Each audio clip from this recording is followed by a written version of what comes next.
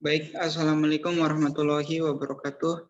Perkenalkan, nama saya Yari Saifi, NIM F1B019143, dan kedua teman saya Abiti Pano M dengan NIM F1B019003 dan Jody Putra Ramadan F1B019044.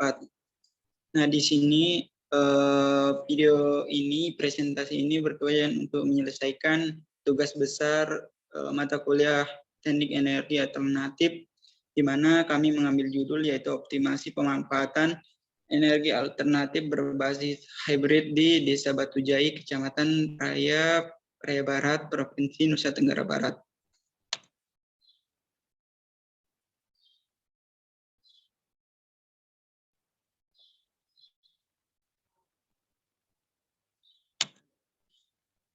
Bab 1, pendahuluan. Energi mempunyai peranan penting dalam kebutuhan sehari-hari untuk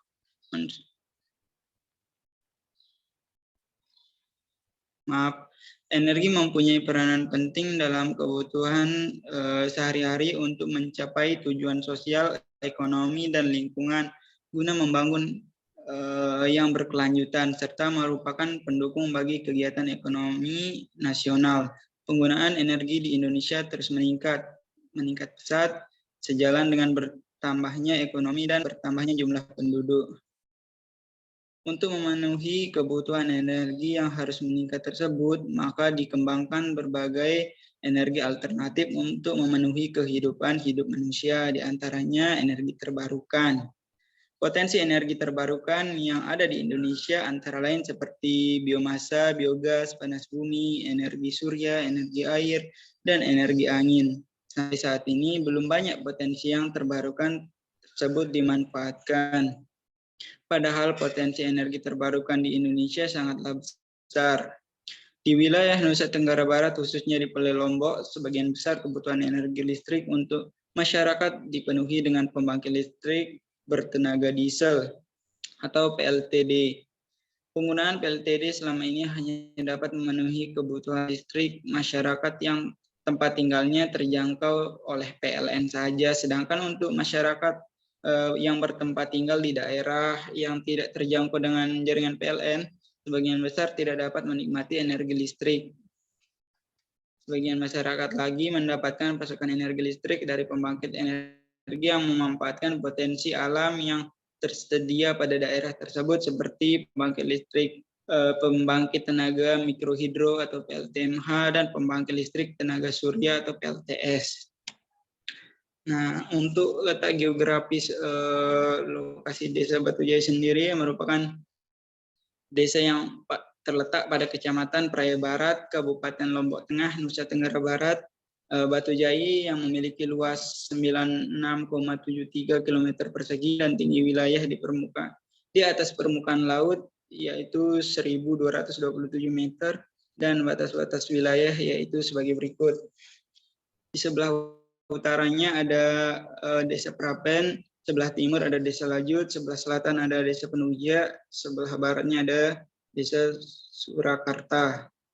Untuk kondisi geografis ini kita ambil dari Google Earth, di mana letak Desa Batujai, Kecamatan Praia Barat, Kabupaten Lombok Tengah, terletak di 8 derajat 373 lintang selatan dan 116 derajat 25 bujur timur dari Google Map. Gambaran umumnya jumlah penduduknya sekitar 14,202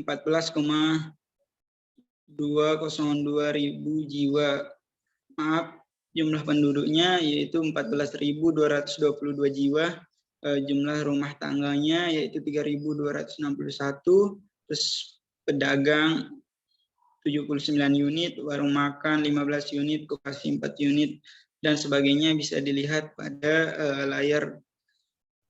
Kemudian untuk kondisi penyediaan tenaga listrik saat ini di Desa Batujai, Kecamatan Praia Barat, terdapat sebanyak 3.261 rumah tangga dan beberapa sarana umum yang mana masih belum terjangkau oleh pasokan listrik dan diasumsikan bahwa tiap rumah atau bangunan akan dijadikan sebagai penggunaan listrik. Untuk potensi energi setempat, Desa Batujai Praya memiliki bendungan Batujai yang merupakan bendungan yang terbesar yang ada di Lombok Tengah. Ini bisa menjadi potensi energi air dikarenakan memiliki hari hujan rata-rata tiap bulan sebanyak 27 kali dan curah hujan sebanyak 556 mm. Desa ini juga memiliki potensi PLTS memakai listrik tenaga surya karena letaknya yang berada di 8 derajat 73 lintang selatan dan 116 derajat 25 termasuk daerah tropis. Oke, untuk permasalahannya masih belum adanya pasokan energi listrik yang dapat menunjang perkembangan di wilayah tersebut serta belum termanfaatkan energi terbarukan yang ada di daerah setempat. Kemudian untuk tujuan, sini tujuannya ada 3, yaitu yang pertama untuk mengetahui apa yang dimaksud dengan PLTMH dan PLTS, yang kedua untuk mengetahui bagaimana proses PLTMH dan PLTS secara umum. Kemudian tujuan yang ketiga yaitu untuk mengetahui apa saja keuntungan dan kerugian dari PLTMH dan PLTS. Oke, selanjutnya mungkin bisa dijelaskan oleh saudara kita Jody Putra Ramadan untuk bab 2. Baik, terima kasih sebelumnya sudah memberikan saya kesempatan untuk presentasi. Jadi pada bab 2 yaitu dasar teori. PLTMH. Air merupakan sumber energi yang murah dan relatif mudah didapat karena pada air tersimpan energi potensial dan energi kinetik. Tenaga air adalah energi yang diperoleh dari air yang mengalir. Energi yang dimiliki air dapat dimanfaatkan dan digunakan dalam wujud energi mekanis maupun energi listrik. Pemanfaatan energi air banyak dilakukan dengan menggunakan kincir air atau turbin air yang memanfaatkan adanya suatu air terjun atau aliran air di sungai. Sejak awal abad 18, kincir air banyak dimanfaatkan sebagai penggerak penggilingan gandum, penggergajian kayu, dan mesin tekstil. Memasuki abad 19, turbin air mulai dikembangkan. Besarnya tenaga air yang tersedia dari suatu sumber air bergantung pada besarnya head dan debit air. Dalam hubungan dengan reservoir air, maka head adalah beda ketinggian antara muka air pada reservoir dengan muka air keluar dari kincir air atau turbin air. PLTMH, sistem tenaga air berdasar dimensinya. Hydropower besarnya 100 MW. Hydropower menengah 15-100 MW. Mungkin bisa dilihat di PPT-nya langsung. Lanjut, Tris.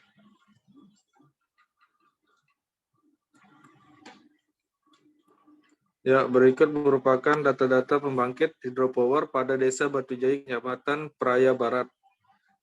Jumlah hari hujan, curah hujan, dan luas daerah. Seperti yang kita lihat pada tabel di PowerPoint ini, terdapat jumlah data dari bulan Januari sampai Desember. Pada bulan Januari terdapat 21 hari hujan. Mungkin data yang lainnya bisa dilihat di tabel yang ada pada PowerPoint. Ya, yang kedua yaitu pembangkit listrik tenaga surya. Pembangkit listrik tenaga surya adalah sebuah sistem yang dapat digunakan untuk mengubah energi cahaya matahari menjadi energi listrik dengan menggunakan prinsip yang disebut efek fotovoltaik. Energi listrik yang dihasilkan akan disimpan ke dalam sebuah baterai, kemudian digunakan untuk mengoperasikan perangkat elektronik sesuai kebutuhan listriknya. Pembangkit listrik tenaga surya pada dasarnya adalah percatuan daya, alat yang menyediakan daya, dan dapat dirancang untuk mencakup kebutuhan listrik yang kecil sampai dengan besar, baik secara mandiri maupun dengan hydropower, dikombinasikan dengan sumber energi lain seperti PLTS, genset, PLTS angin. Lanjut.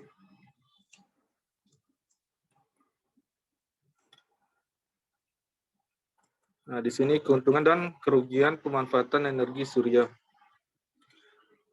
Keuntungan pemanfaatan energi surya dibandingkan dengan energi fosil antara lain dapat diperoleh secara gratis di alam. Tergantung penggunaannya, payback periodnya dapat sangat pendek bila dibandingkan dengan sumber energi fosil. Sistem energi surya dan energi terbarukan lainnya dapat berdiri sendiri tanpa memerlukan tambahan perlengkapan penghubung dalam unit instalasi dayanya. Matahari menyediakan suatu persediaan yang hampir tak terbatas untuk energi surya. Penggunaan dari energi surya mampu menurunkan emisi atau efek rumah kaca yang umumnya dihasilkan oleh energi fosil. Bila pemanfaatannya untuk bidang pertanian, maka mempunyai peluang besar yang belum banyak dilirik oleh pengusaha alat dan mesin pertanian. Sangat mendukung kebijakan energi nasional tentang penghematan, diversifikasi, dan pemerataan energi. Lanjut.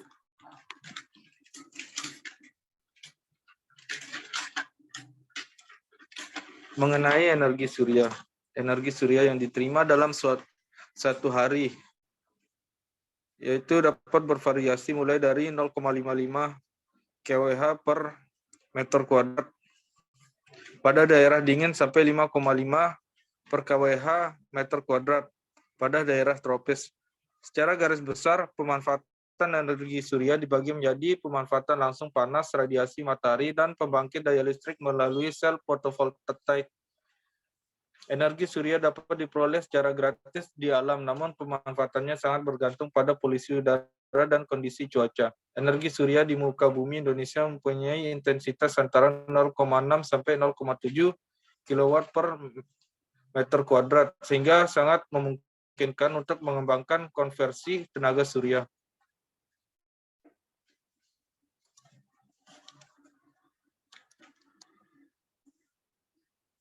Ya, di sini bab 4, hasil dan pembahasan. Oh, baik, mungkin berikutnya akan dijelaskan oleh saudara kita Abi Tipano M. Silakan. Baik.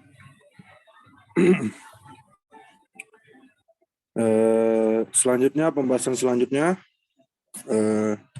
Di sini bab 4 yaitu hasil dan pembahasannya. Di mana pertama pengumpulan data dan klasifikasi data pembangkit sistem hidropower. Dan selanjutnya pengumpulan data dan klasifikasi data pembangkit sistem hybrid dilakukan pada pengambilan data pada setiap rumah tangga secara harian yang diasumsikan sedemikian rupa sesuai dengan keadaan daerah setempat, serta berbagai fasilitas umum yang ada di daerah tersebut. Lanjut. Nah, ini merupakan data karakteristik beban harian pada rumah tangga. Lanjut.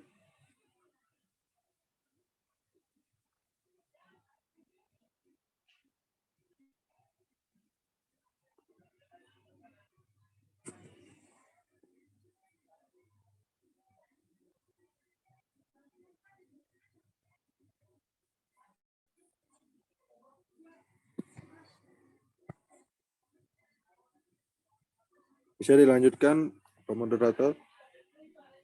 Ya, yang tadi kan rumah tangga, yang sekarang fasilitas umum. Tolong dijelaskan juga untuk total kebutuhannya. Ini data beban harian pada fasilitas umum. Bisa dari sini untuk totalnya tolong disebutkan. Oh iya. Dan di sini ada data karakteristik beban harian pada rumah tangga, di mana total jumlah energinya mencapai 1.834,303 kWh. Dan itu untuk beban hariannya. Dan untuk beban harian pada fasilitas umum mencapai 2.410 untuk 2.410 kWh untuk data karakteristik beban harian pada fasilitas umum. Lanjut. Nah, di sini merupakan data Homer pada hydro. Bisa dilihat. Nah, di sini PV outputnya. Lanjut. Nah, di sini generator outputnya. Lanjut. Nah, di sini juga hydro outputnya bisa dilihat di sini. Lanjut. Dan sekarang untuk bab kelima, untuk penutupnya. Jadi kesimpulannya yaitu dari simulasi menggunakan soft Homer dan analisa untuk perencanaan pembangunan pembangkit listrik yang terbarui di Batu Jai, Kecamatan Praia Barat, Provinsi Nusa Tenggara Barat, dapat ditarik kesimpulan bahwa daerah tersebut merupakan suatu daerah tegangan sumber daya yang sangat berpotensial dalam menghasilkan energi listrik. Terdapat sumber energi terbarukan yang dapat dimanfaatkan dengan mengolah menjadi energi listrik yang terbarukan dan ramah lingkungan. Sehingga dengan begitu maka keperluan dari energi listrik di daerah tersebut dapat dipenuhi untuk menopang laju perkembangan dari keadaan setempat yang sampai saat ini belum terjangkau oleh pasokan listrik. Dan dari hasil perhitungan menggunakan perangkat lunar Homer, maka didapatkan hasil bahwa perencanaan pembangunan sistem yang tepat dengan beban total per tahun 1.176.240 kWh per tahun, yaitu dengan nilai NPC terkecil, yaitu sistem menghabiskan dana $157. Terus energi listrik dapat dijual dengan harga 0,010 kWh per kWh. Biaya operasionalnya 8,841 per tahun. Energi yang dihasilkan hidroturbin mencapai 552,227 kWh per tahun dan generatornya 972,302